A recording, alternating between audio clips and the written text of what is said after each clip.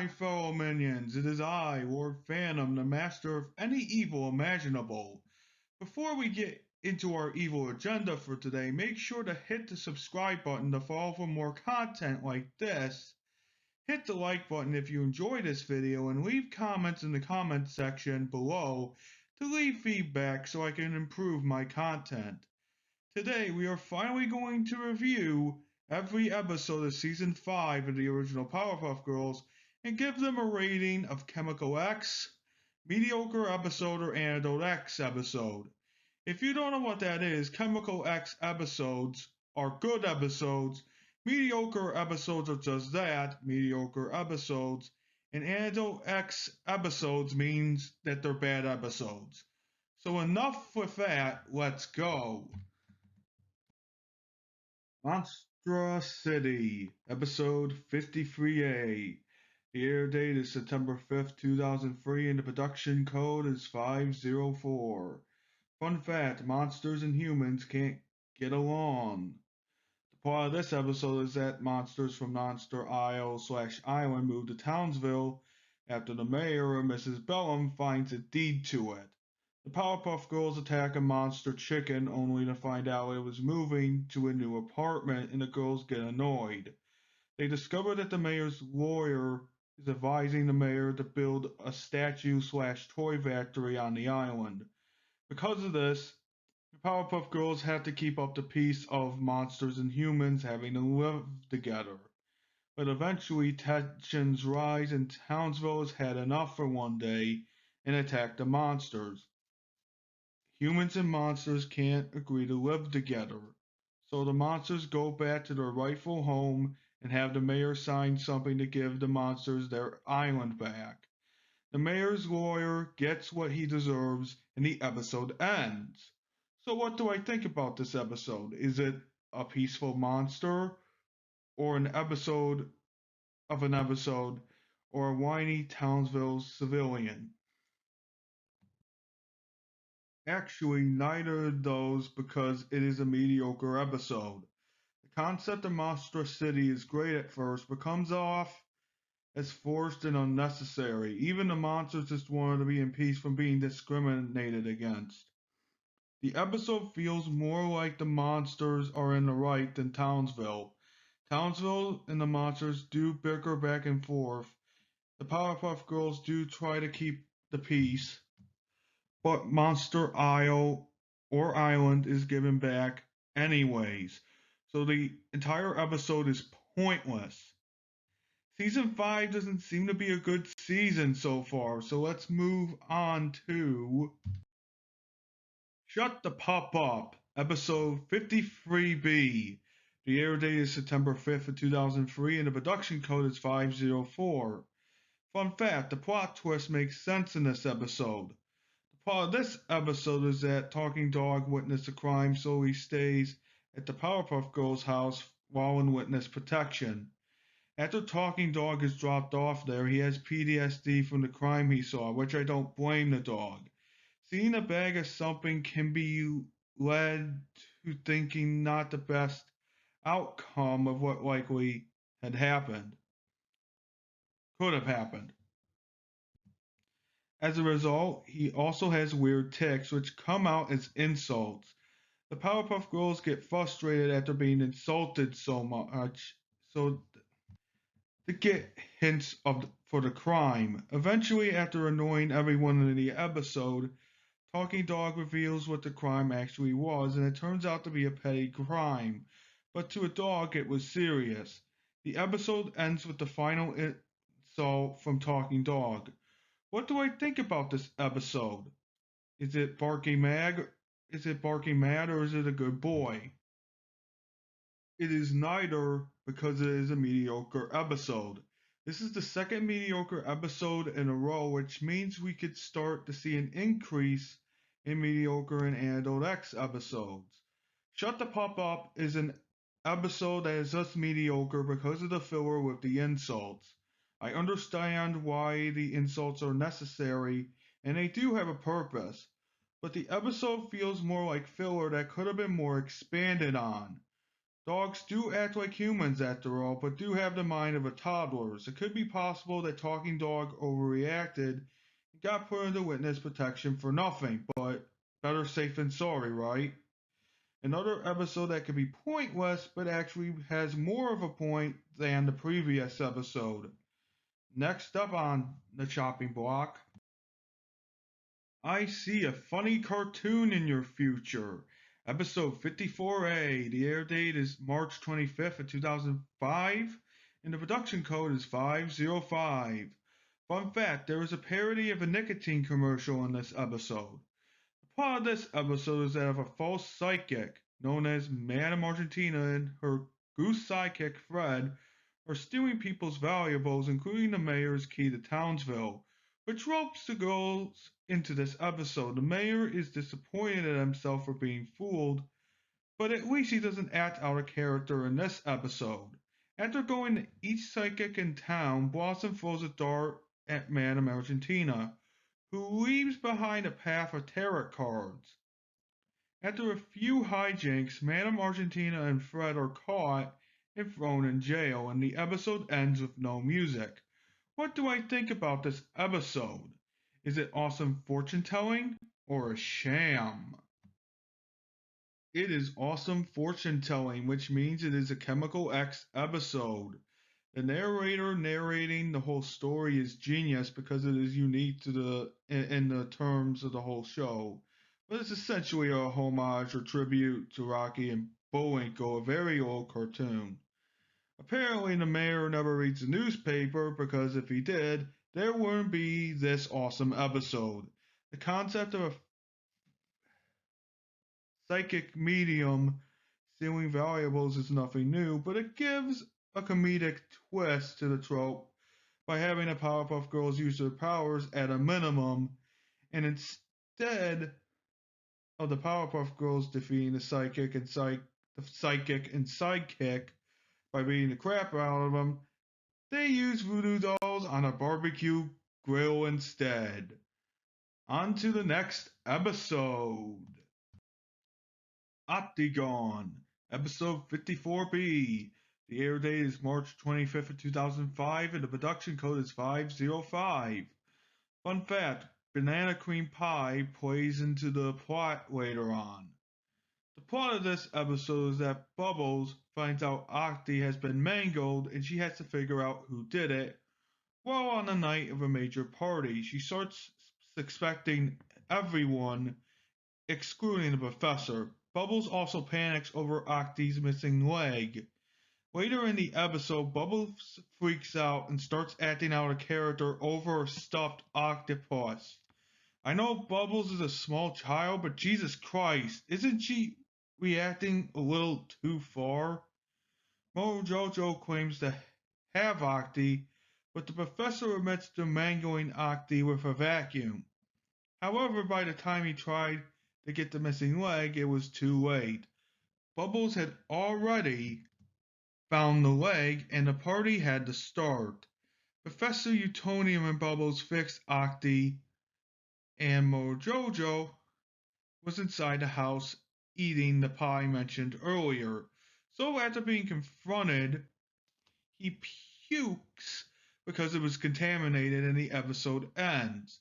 What do I think about this episode? Is it a great party or contaminated like the banana cream pie? It is contaminated like the banana cream pie because it is the first Antidote X episode of season 5. My god, this episode is horrible. First of all, Bubbles acts like a brat at the party and Professor Utonium does nothing about it.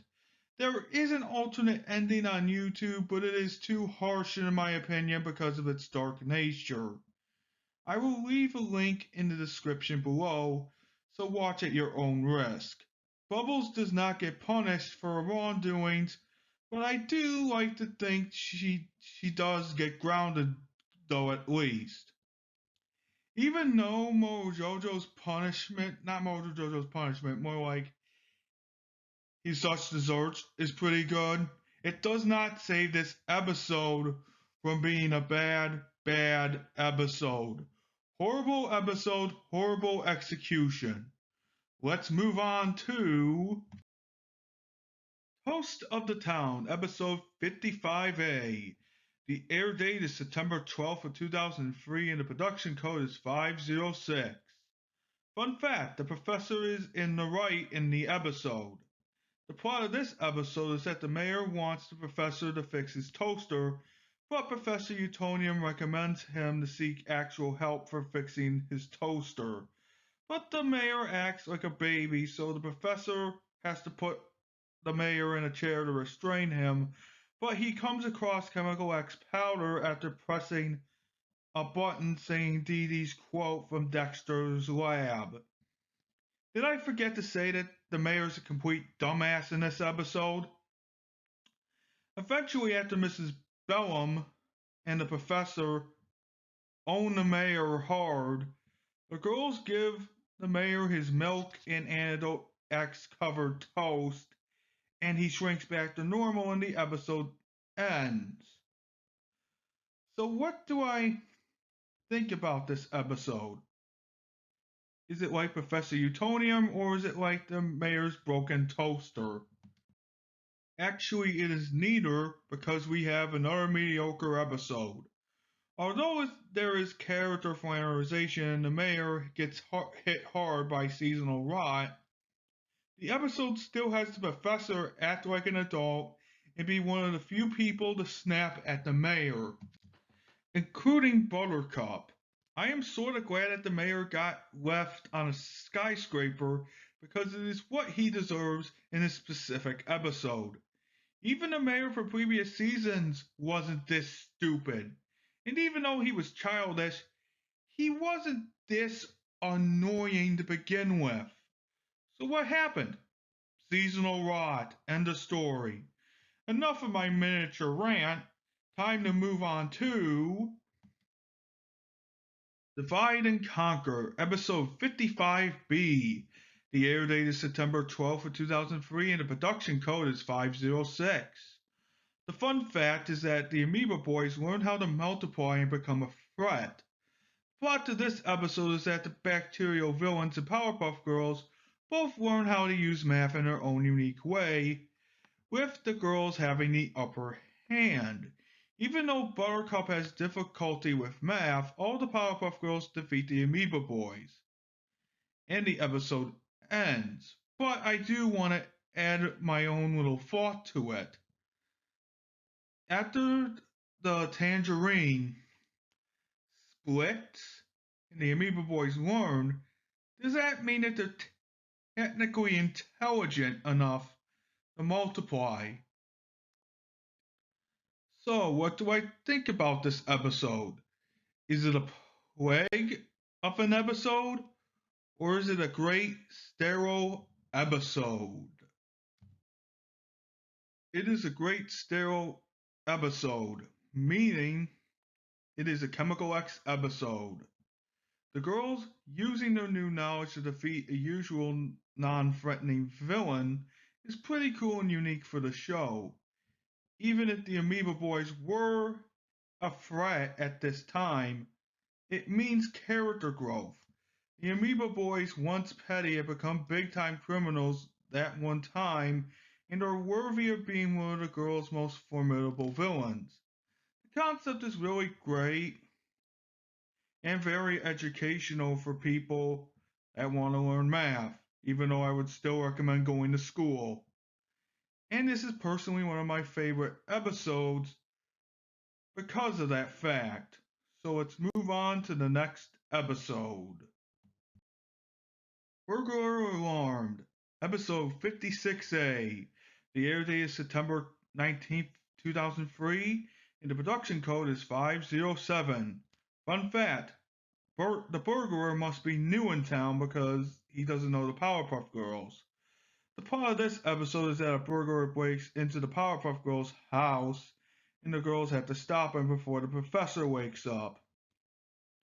The girls tuck Utonium into sleep, but Bubbles goes down and gets a glass of milk, and the burglar gives her that glass of milk. And Bubbles warns the others to defend the house. The Powerpuff Girls confront the burglar but were immediately shushed back to bed.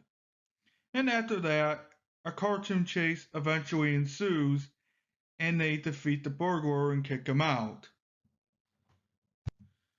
I do feel sympathetic for the guy, but when he gets to Mojo's lair, I lose that feeling.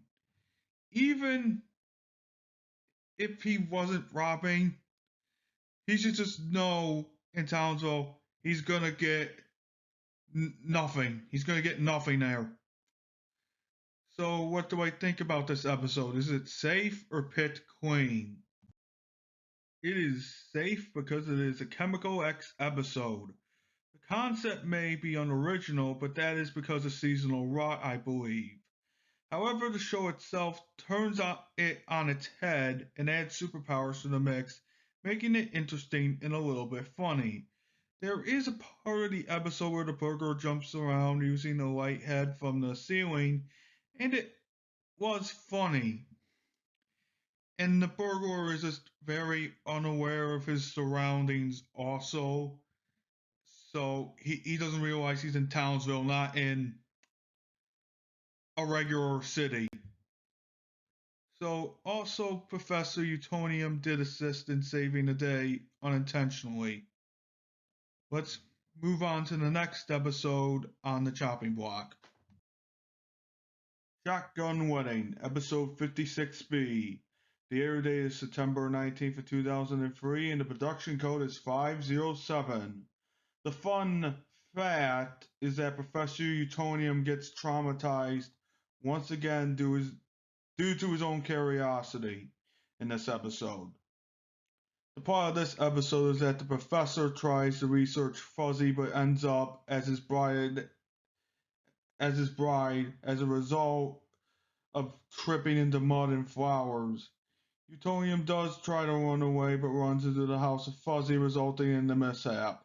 We then meet Fuzzy's family as he declares a wedding with the professor. Yes, Fuzzy actually has a family, and the girls beat up Fuzzy's family to find the professor, but they accidentally beat up the professor and apologize.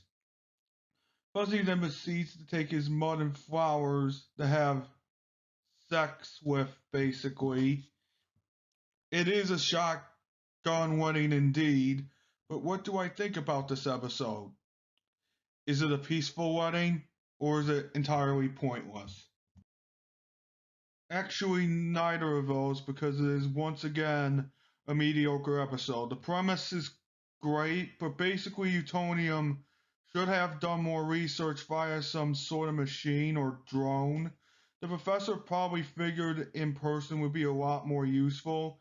He knows that Fuzzy is dangerous, but Professor Utonium does it anyway in the name of science, even though that does not work well.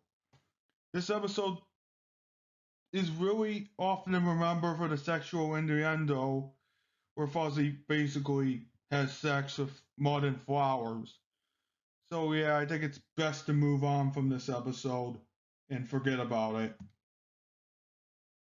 Save Mojo, episode 57A. The air date is September 26th of 2003 and the production code is 508. The fun fact of this episode is that the hippies slash protesters are assholes in this episode, and I'll get into why they are assholes later. The part of this episode is that an animal activist group protests against the Powerpuff Girls stopping Mojo because he's endangered under the law. Okay, as a villain, that's just annoying. The girls try to explain who Jojo is, but these assholes don't fucking listen. I'm sorry, they just don't listen. I see these protesters as mere pests, not activists. They are so blind to what's going on, it's not even funny. And also because Mojo is using them. The episode is truly frustrating to watch and makes you hope that these activists get punished. They don't, but instead cooperate with the girls to put Mojo on an island and the episode ends. What do I think about this episode? Is it a pleasure to watch or is it very frustrating? This is a very frustrating episode because it is once again another Antidote X episode. Even though Mojo Jojo returns in future episodes, this episode still angers me in a few different ways, from those so-called activists to the professor getting annoyed. This was definitely rushed or writer burnout. It might be both of them, I believe. Burnout can happen for anyone, including writers. Save Mojo, however, predicts extreme feminism rising in the future, but there is little or no evidence to support this. Mojo is even more dangerous in the wild than Townsville, and this will bite the activist in the ass, and also unintentionally the Powerpuff Girls in the ass. So up next is Substitute Creature, episode 57B. The air date is September 26, 2003, and the production code is 508. Fun fact, Elmer Sklew and Harry Pitt made cameos in this episode. The plot of this episode is that a substitute teacher comes in to fill in for Mrs. Keene and happens to be a monster. The girls mistake Mr. Green for practically being evil, so they plan to attack him. After Mr. Green gets impatient, he tells the girls they can't go to recess. The girls have anime sequences that are cool and disturbing. These are okay. These represent how the girls think what Mr. Green is versus who he actually is. The girls are seen in the wrong for once, and Mr. Green explains that monsters are not always evil, and the episode ends. I forgot to mention something, which was the musical number at the beginning, praising Mrs. Keene. Even though the girls were in the wrong, they did have a right to be suspicious. Monsters was not usually friendly, but this one is friendly, so the girls did learn a lesson. What do I think about this episode? Is it a wonderful substitute or just despicable? This is a wonderful substitute of an episode, meaning it is a Chemical X episode. The anime sequences are also funny somewhat because of the girls' overreactions. Mr. Green has a cool voice. Well, he has gotten over a cold, and his entrance is very ominous to mislead the girls into thinking Mr. Green is a villain.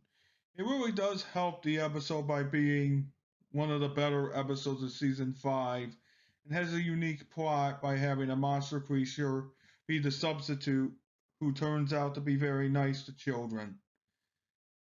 Now let's move on to the first special of season 5. The boys are back in town, episode 58. The air date is November 6th, 2003, and the production code is 509. Fun fact, the Rowdy Rough Boys return after 3 seasons of being absent. The plot of this episode is that him revives the Rowdy Rough Boys to finally defeat the girls once and for all. The diabolical him gives them a cootie shot that prevents the Rowdy Rough Boys from exploding. When the girls and boys fight at first, the Powerpuffs have the upper hand, but the Rowdy Rough Boys grow giant and turn the tables. The boys start playing with the girls as toys and start using Gross Out to creep out the girls. After Buttercup gets angry, she punches Butch's tongue, exposing a new weakness, which is threatened masculinity. Wait, what? That's stupid. Just use a flaming cat to threaten their masculinity. Problem solved. The episode ends with him retreating with the Rowdy Rough Boys. So what do I think about this episode? This is a very mediocre episode because of the gross out and the unnecessary fan service. These enemies were only brought back because they were popular. Him bringing back the Rowdy Rough Boys was a smart move, but when Mojo encounters them in the later episode, they don't know who he is. It is sort of sad that only Mojo remembers them because he was the one that created them. The Rowdy Rough The Rowdy Rough Boys may have had their memories altered by him to keep them royal. Anyway, they still act like kids with superpowers but are supposed to be the opposite of the Powerpuff Girls. Scenes where the Rowdy Rough Boys were shrinking were a little funny, and the Rowdy Rough Boys were evil as ever. In my opinion, if there wasn't too much gross out, it would be one of the greatest comeback episodes ever. We will move on to another special of season 5, which is Me Feel Me Gnomey, episode 59. The air date is March 18th, 2004, and the production 5 is 510. Fun fact, this was banned due to references to communism and Jesus Christ, and also seizures. And also seizures. The project, the plot of this episode is that an evil gnome grants the Powerpuff Girls wish of peace in exchange for their powers and ends up creating a religious cult. This episode also has an abnormal intro due to the anniversary DVD. This episode is a musical, and I am a sucker for musicals, including Jesus Christ Superstar. The evil gnome has a beautiful singing voice, and so does almost everyone.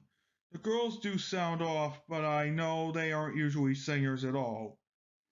The girls, with the help of the professor, discover that the deal is bullshit since they still have their powers. They defeat the gnome by making him fall to his death. And the villains come back and sing about getting along. Yeah, like that'll ever happen in my lifetime. And the episode ends. What do I think about this episode? Is it beautifully written or horribly written? This is a beautifully written episode, meaning it is a Chemical X episode. The lyrics, the music, and the plot are fantastic. The villain is fantastic and his plan is great until he forgets to actually fulfill his side of the deal. As the master of any evil thing imaginable, this villain is being put into villain support until he can be a real villain. This is still a great episode, but the evil gnome is officially off Townsville duty. The girls are slightly out of character for making a deal with a gnome that was evil, but I guess they wanted a break.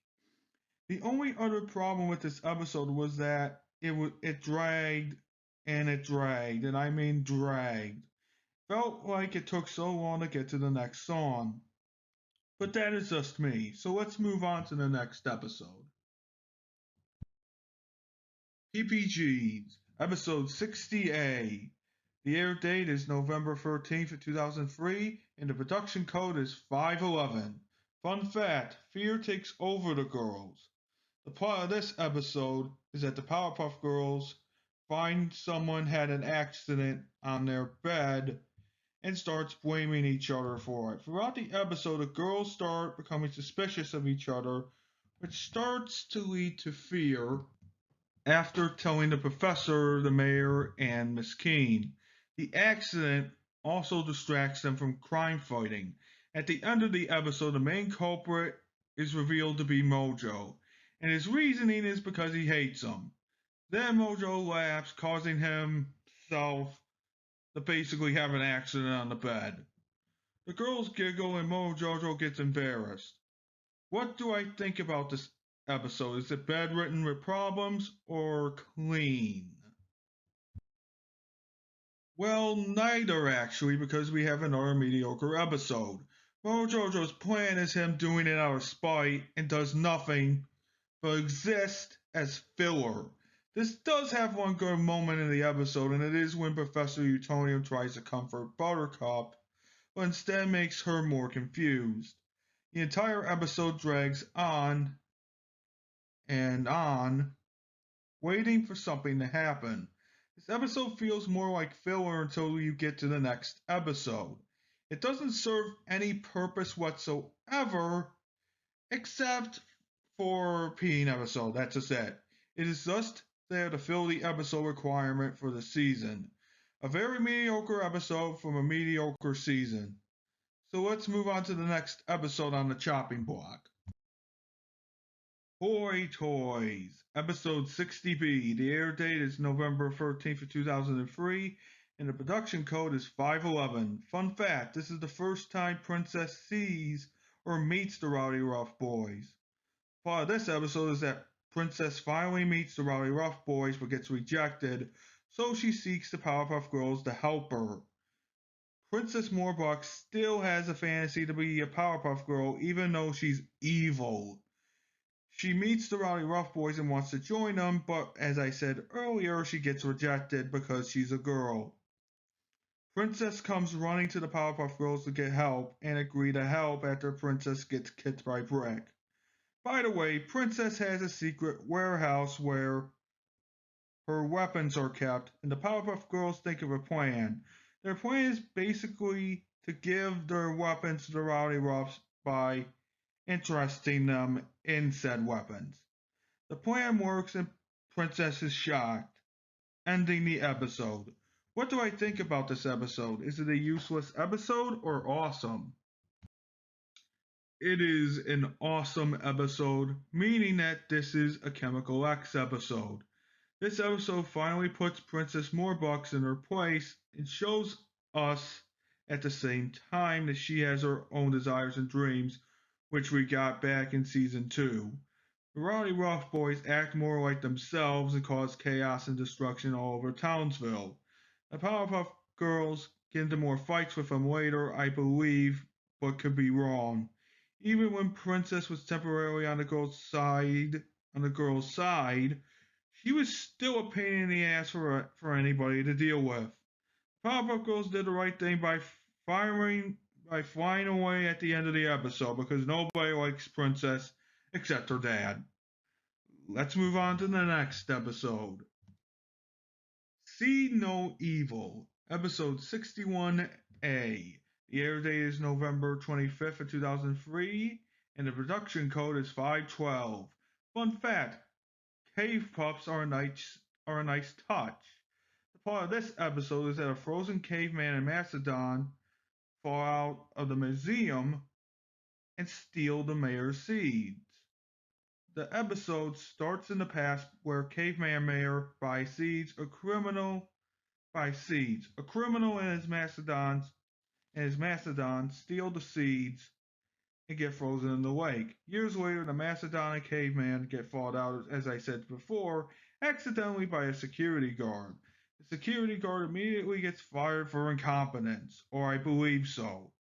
The caveman and his mastodon steal all the mayor's seeds because they think it is valuable. After the mayor goes crazy, eventually Blossom freezes the caveman and the mastodon.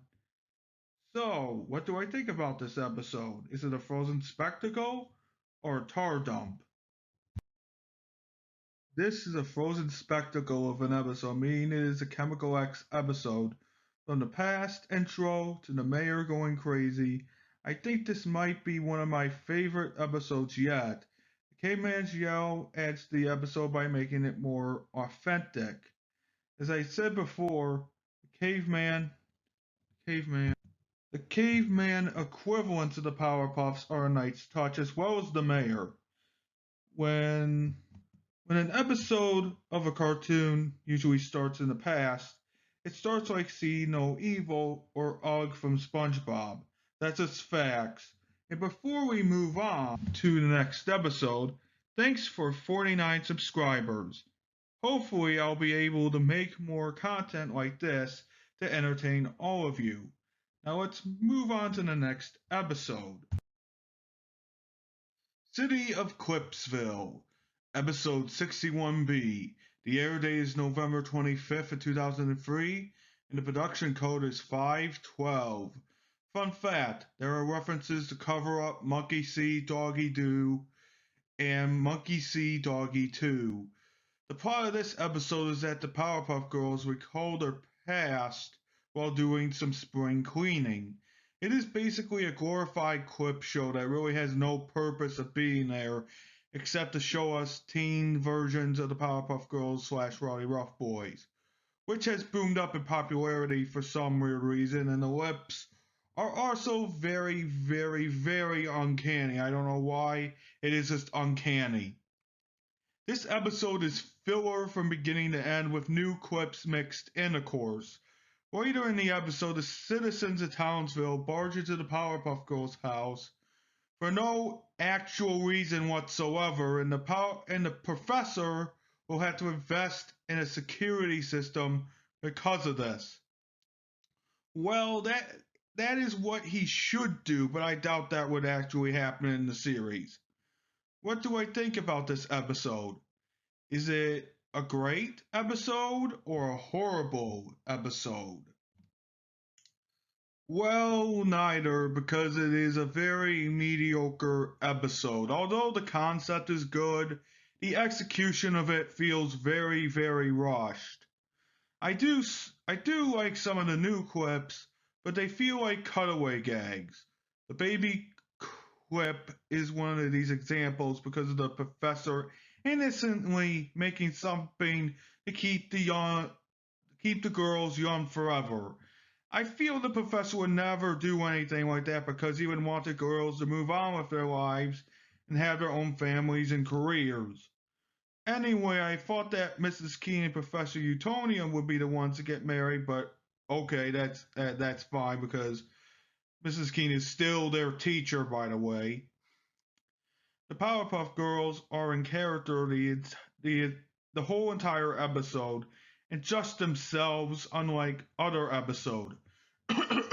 Cover up. Oh, sorry, I have a cough.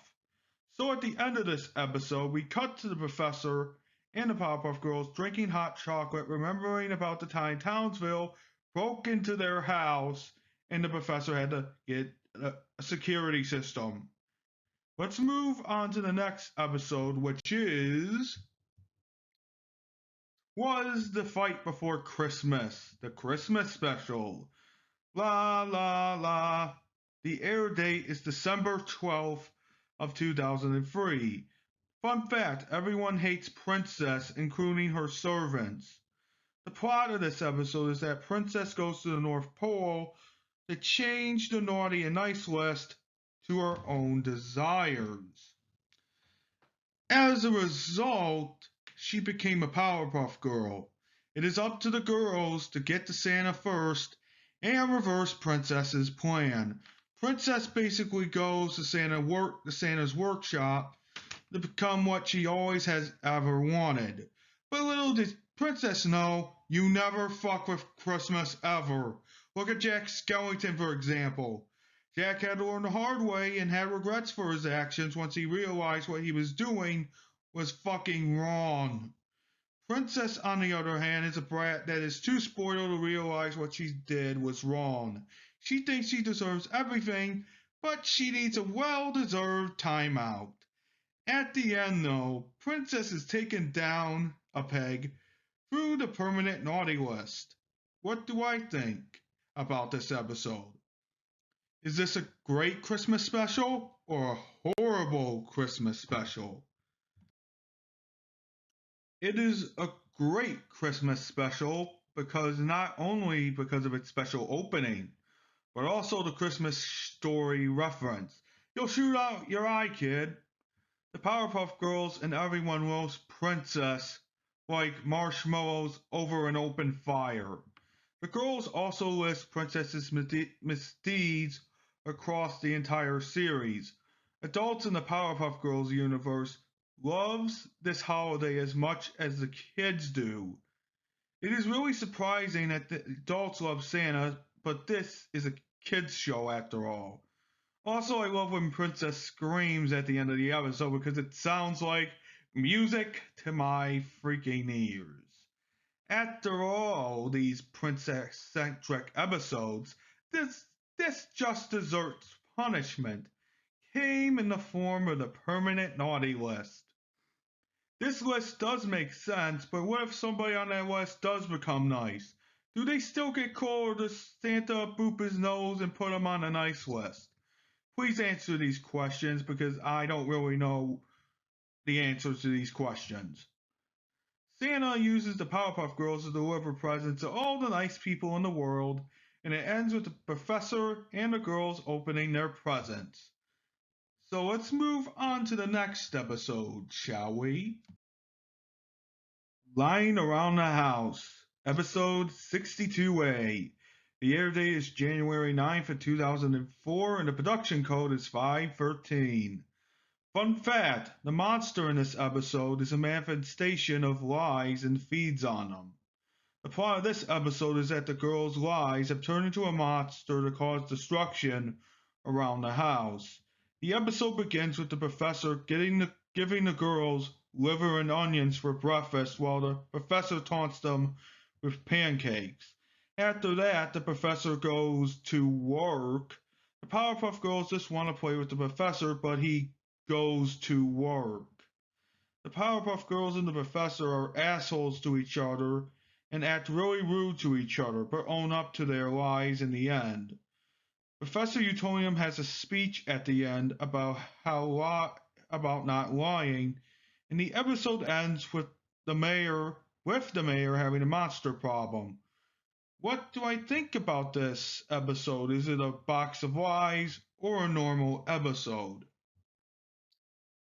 This is another mediocre episode, and it truly shows. From the professor and the Powerpuff Girls being assholes to each other, to the weird lie monster, I am starting to sense a common theme here, which is rushed episodes that end up not using their full potential.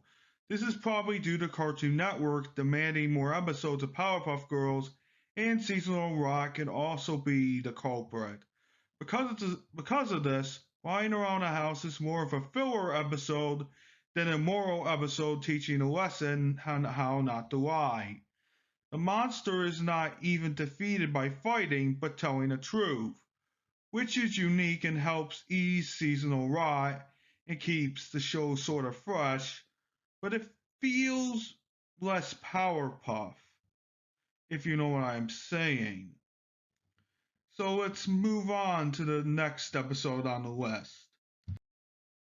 Bubble Boy, episode 62B. The air date is January 9th, 2004, and the production code is 513. Fun fact, Professor Utonium has no idea how the Rowdy Rough Boys act.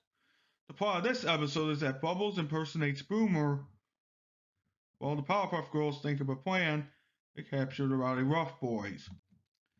It is implied that the Rowdy Rough Boys are homeless because of them traveling around Townsville, but I can be completely wrong. Him is a demon after all, and quite doesn't have what humans really have. Throughout the episode, the Rowdy Rough Boys do get a little suspicious of their brother, but when all hope seems lost, Bubbles traps the Rowdy Rough Boys in Professor Utonium's containment ray. She accidentally releases them with her new snotball trick, ending the episode. So what do I think about this episode? Is it a great cross-dressing episode or plain up bad? It is neither because it is a mediocre episode. So the Rowdy Rough Boys have a rocky relationship with Boomer because he's the loudmouth of the team, just like how the Powerpuff Girls have a rocky relationship with Buttercup because he's the toughest fighter. So let's talk about Professor Utonium's containment ray. How in the hell did he make that thing? Did he make the parts himself or buy them from another scientist? It's just how? I'm just gonna guess he bought them from someone. Anyway, there is a little gross out in the episode with Bubbles eating a cockroach and the snot ball thing, but that could be part of seasonal rot too. I'm just gonna say this. It is really interesting that Powerpuff Girls, an American cartoon, did cross-dressing, but Japanese media have been doing it for years, even centuries even. I think Western media just started doing that, I believe. I could be wrong. Now, cross-dressing isn't any hobby of mine. I just have a fascination with any type of history, even history of cultures. It is just weird that an American cartoon did it at the time, but I could be completely wrong about the history of cross-dressing. So let's move on to the next episode, which is a documentary, episode 63A. The air date is January 17th of 2004, and the production code is 514. Fun fact, this episode parodies a lot of documentaries. The plot of this episode is that a filmmaker makes a documentary on the Powerpuff Girls, but can't get behind the scenes, so to say. Similar to the Christmas special, this episode also has an abnormal title card. The filmmaker basically does what he possibly can, to get behind the scenes and see how the Powerpuff Girls function. Throughout the episode, we see the filmmaker go through an arc of his own, with struggles of his own, like his girlfriend or wife and child leaving him. In the beginning of the episode, he acts like Gwenny Baxter a little bit, but gets better throughout the episode. It is a typical documentary with its rises and falls, and has weaknesses and strengths, including being the narrator of the episode. So what do I think about this special episode? Is it a wonderful parody of a documentary, or a documentary that is full of flaws? This is a wonderful parody of a documentary, meaning this is a Chemical X episode. The episode reminds me of a travel documentary on YouTube which is called Race Across America. I believe that's what it's called, I don't really remember. It is something similar to that, and as I have said before, we do see that person struggle and slightly advance to their goal, while setback after setback keeps occurring. There is a character growth in there, and it truly does show. The filmmaker goes around and interviews people to do his research, similar to Brian Larson in this episode. So Brian Larson goes around and interviews people to do his research. He even goes to the mayor to ask for an interview, but gets pushed away and prevented from interviewing. Later in the episode, he gives up and tries to go home, but Mojo is seen robbing a bank. Brian Larson, the filmmaker, tries to film it and almost gets shot at Mojo, but is saved by the Powerpuff Girls. And the Powerpuff Girls are saying, "Yay, we're on TV." Then Larson realizes the true meaning of superheroes. So let's move on to the next episode. Girls Gone Mild, episode 63B. The air date is January 7th of 2004, and the production code is 514. Fun fact, after this episode, the new anti-Powerpuff group never comes back. Part of this episode is that a new activist group called the PAPP, Parents Against Powerpuff, threatens to take legal action against the professors because the girls were doing their job.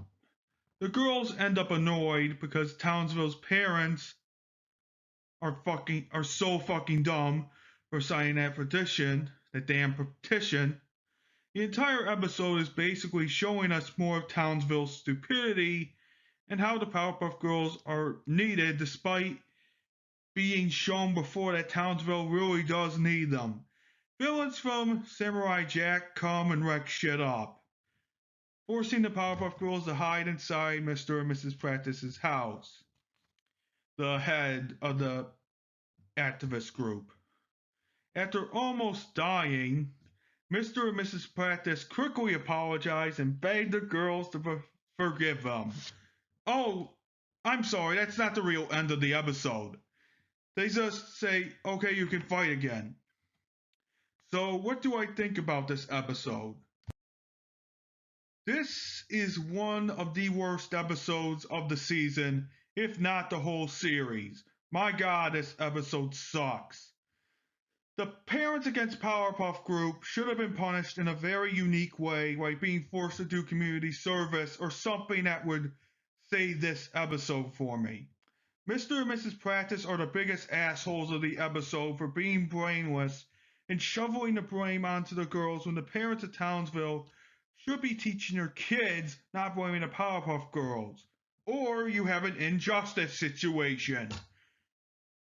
Eventually that would happen. I think if the Dukes of Doom did not come, it would have been a matter of time before the girls just either snapped or just did it anyway just to spite them. So Parents Against Powerpuff is there just to be assholes. But they needed to learn a lesson. A very unique lesson. If this was in the 2016 reboot, there would have been more backlash than in the past, which, despite it being the original series, in the original series itself, it probably got a lot of backlash, and I just don't know it. I think the I think it is best to imagine this punishment for them. Curses, episode 64A. The air date is April 2nd of 2004, and the production code is 515. Fun fact, this is similar to Sailor Mal from SpongeBob. The part of this episode is that Bubbles overhears a bad word from the professor, and the girls start to repeat it until the professor tells them what it really means. It is exactly like Sailor Mal, but from the perspective of kids, not adults that act like children. The professor accidentally swears after being burned by a pot, and the girls start swearing that word left and right. A toilet monster suddenly appears later in the episode using the same swear word, but after the professor hears the girls swear, he teaches the girls a valuable lesson about not swearing. And the episode ends with Buttercup getting soap in her mouth. So what do I think about this episode? Is it swear free or is it a swear storm? Well, it is neither because it is another mediocre episode. The episode is basically the same as any other kids show about swearing. And of course, you don't want kids swearing because that's very inappropriate. Throughout the episode, Townsville has different reactions to the Powerpuff Girls swearing, and they are all disappointed / shocked at them for swearing. Yes, I do it on my own channel, but it isn't for kids. I do have a question about the toilet monster though. Is the toilet monster speaking German, swears, or gibberish? Because I don't understand what the hell he is really saying. What kind of language is he even saying? Is he speaking toiletese? The language of gibberish swearing? Anyway, let's move on to the next episode. Bang for Your Buck, episode 64B. The air date is April 2nd of 2004, and the production code is 515. Fun fact, Mojo finds his true calling in reselling. The part of this episode is that the Powerpuffs and the Gangrene Gang compete to raise enough money to buy Mojo's giant laser. Mojo has a yard sale to sell his shit because he has to pay his rent to his landlord, I guess. This episode has the Powerpuff Girls and Gangrene Gang compete and fundraise money to buy Mojo's giant laser. At one point, Bubbles gambles on a contest prize to win money, but the girls lose all of the money. The Gangrene Gang, meanwhile, steals money from people, which the Powerpuff Girls should be stopping, by the way, but I guess the mayor is out of the office. The real kicker to this is that the episode's end is not that very good because the mayor buys the damn laser and thinks it's an ice cream machine. He's proven to be right and the episode ends. So what do I think about this episode? Is it an explosive episode or great? Once again, we have another mediocre episode that is really more filler than episode because the entire episode is basically pointless. The fundraising shenanigans that both the Powerpuff Girls and Gangrene Gang do are not funny, but actually boring. Also, fish can't run because it'll suffocate before it does anything. I know it is a cartoon, so yeah, that argument is pointless. Ace and the Gangrene Gang rob a bank, but the Powerpuff Girls don't get called or nothing, because the mayor being out on the town. Anyway, the episode is rushed, and I know I have said this a lot, but it really says a lot if I had to repeat myself. The thing is that episodes with filler like this will still probably be present in the last season of the show. Also, there is another cameo of Harry Pitt from Coup de Grace, so let's move on to the next episode, which is Slient Treatment, episode 65A. The air date is April 9th, 2004, and the production code is 516. Fun fact, Professor Utonium appreciates film history. Part of this episode is that a silent movie star captures the professor, and the girls have to save him without their powers. The girls do act a little childish in this episode, but they are kids after all.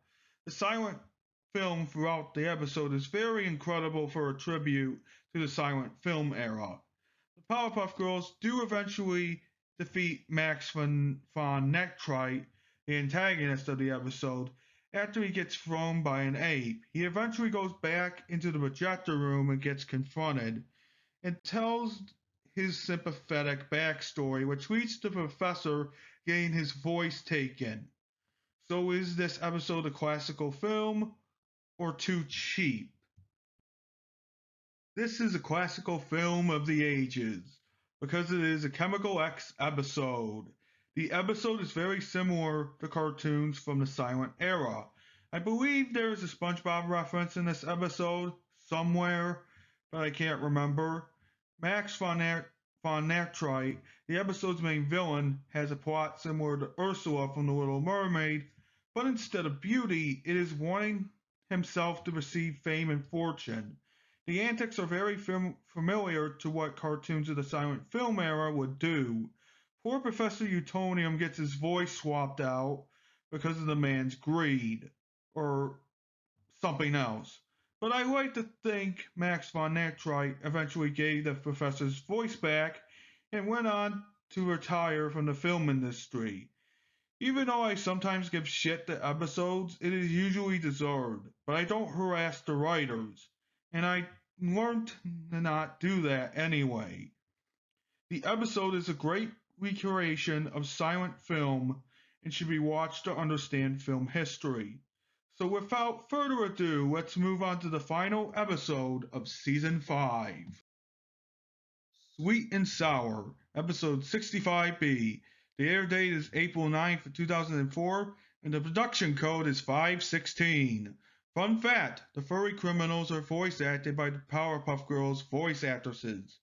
The plot of this episode is that the girls encounter a trio of new criminals that use their cuteness to steal valuables, while Townsville stupidly starts turning against them.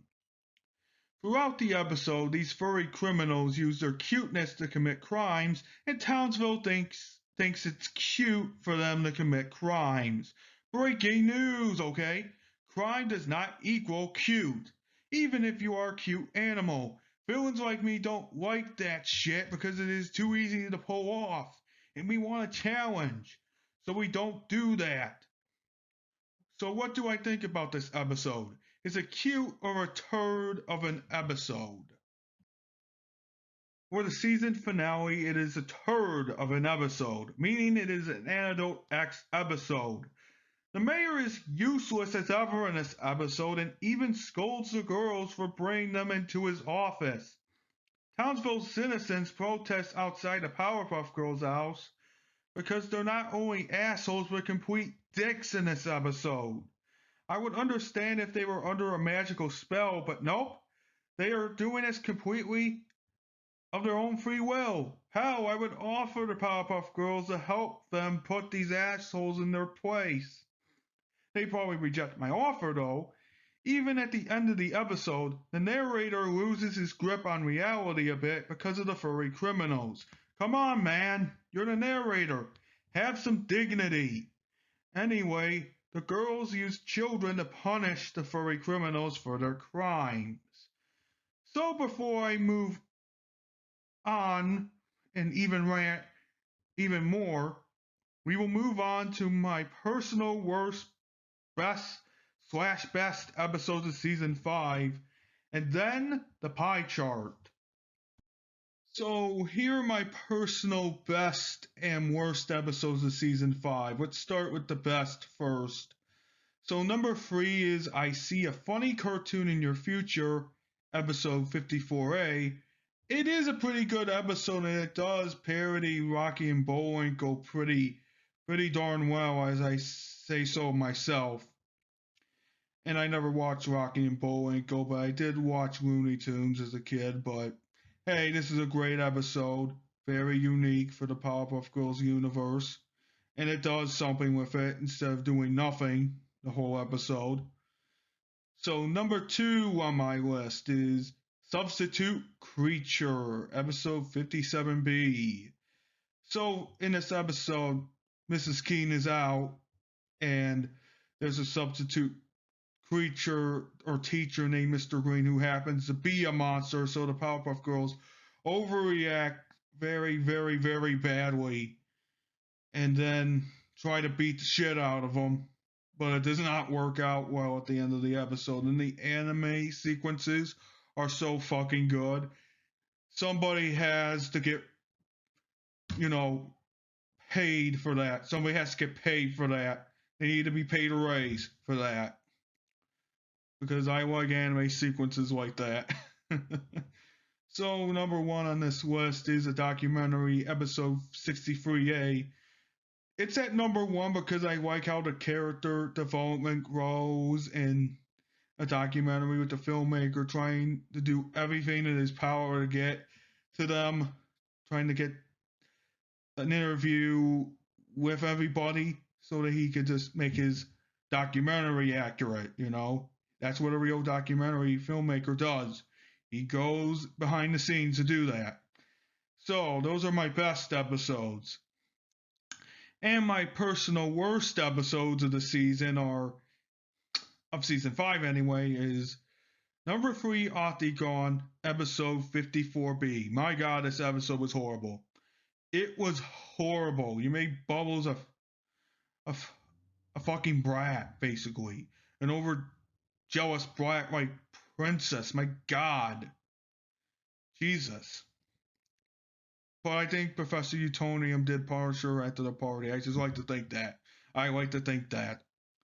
So for number 2 is Sweet and Sour, episode 65B, and you see it's tied with Save Mojo, episode 57A. So in these episodes both have a common thing. Something bad happens. It's like the townies act so fucking stupid in this episode, it's insulting. And you know, it's insulting. Mojo Jojo and say Mojo gets left on a fucking island for God knows how long before he breaks down and goes back to Townsville, and the activists get scolded by everybody. Oh god, this episode, those 2 episodes sucked ass. So let's move on to the turd of this list, the top golden turd, as I call it, Girls Gone Mild, episode 63B. So in this episode, an activist group that's basically a Karen group just decides, hey, we should ban the Powerpuff Girls because they're influencing our children.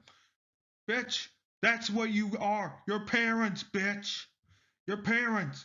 You should be doing your own job, not just whining to everybody to do their job for you.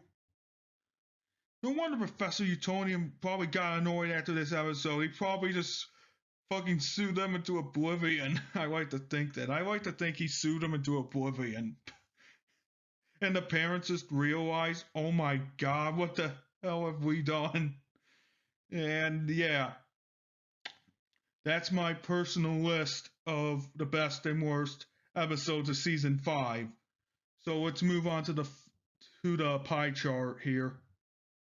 The season 5 pie chart here has the most mediocre episodes of any season I have seen. But it's by 1 episode, you may say. So it's a mediocre season then?